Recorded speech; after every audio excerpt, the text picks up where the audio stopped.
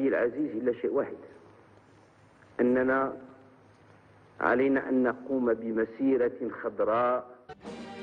L'idée est là, la stratégie aussi. Reste à feu Sa Majesté Hassan II de convenir du moment propice pour mener ce qui deviendra un événement historique, unique dans son genre et dans sa philosophie. Libérer le Sahara marocain du joug espagnol sans avoir recours à la violence, voilà la stratégie du défunt souverain. Nous sommes le 16 octobre 1975. La Cour de justice de La Haye vient de se prononcer sur l'existence de liens juridiques et d'allégeance entre les souverains du Maroc et le Sahara. Cette décision vient conforter la position du Maroc. Le souverain décide alors de passer à l'action. Quelques heures seulement après avoir pris connaissance du verdict de la Cour internationale de justice, le souverain prononce un important discours à la nation à partir du palais royal de Marrakech.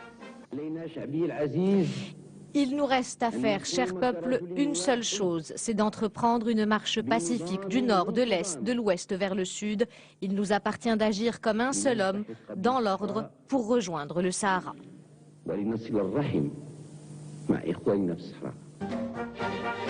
Le peuple marocain répond avec enthousiasme à cet appel. 350 000 volontaires, dont 10% de femmes, armés du Coran et du drapeau marocain, participent à cette formidable marche populaire. Historiens et observateurs qualifient l'événement de chef-d'œuvre, des termes largement mérités, puisque l'organisation de la Marche verte illustre tout le génie politique de son initiateur.